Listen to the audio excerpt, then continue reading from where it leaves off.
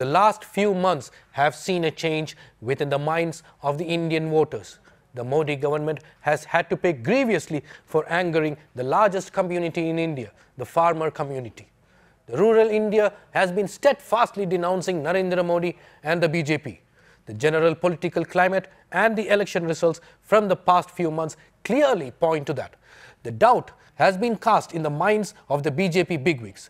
They seem to have in fact ditched the development plank and has once again taken up the Ram Janmabhoomi issue for the coming Lok Sabha elections. What better issue than religion to rally up some votes? The BJP, although not showing outwardly, is in a panic mode. With Rahul Gandhi successfully shedding his Pappu image and the Congress troll machine seemingly beating the BJP trolls in their own game, the BJP has to up their game now. And for that, the BJP needs money. But no worries there. The BJP is the richest political party in the world.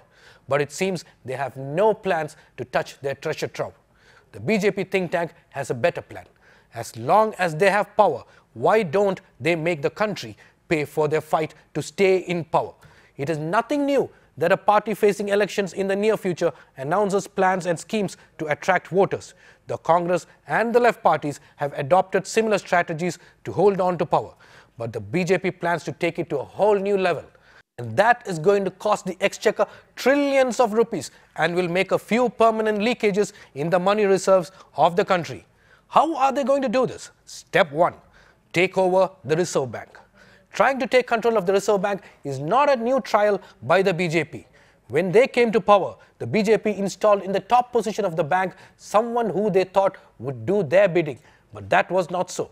Quite recently, there were changes in the office bearers of the Reserve Bank, and that seems to have been due to pressure from the government.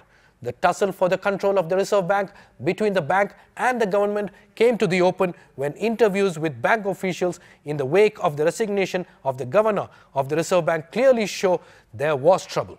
History has proven time and again that any government that has taken control of their Reserve Bank has effectively caused great and oftentimes irreparable damage to the country's economic health. Step 2. The announcement of relief schemes. There will be interest-free loans for farmers to be compensated to the banks by the government. This will cost the government more than 120 billion rupees per year. The tax exemptions planned for small businesses will make a revenue loss of at least 250 billion rupees a year. Apart from schemes going to cost upwards of 400 billion, there will be other handouts like direct transfer of money to farmers, changes in personal income tax ceilings, etc. All these will mostly be announced during an early budget likely to be towards the end of January or the beginning of February. With the elections likely to be announced in the first week of March, the government has to announce any vote-wrenching tactics before that. Now, what is wrong with announcing such plans? Well, for one, the budget deficit will take a nosedive. The Finance Ministry's plans to keep the deficit to under 3.5% will be thrown to the winds. This will hurt the rupee.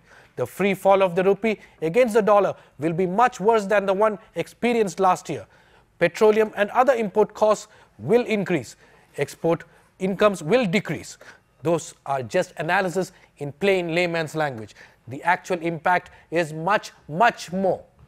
All these spending and handouts will be the headache of the new government that will take over in May. If the Modi regime is ousted, whoever replaces him will find it almost impossible to roll back the announced policies. If the Modi government is voted back to power, they alone know how they will manage this situation.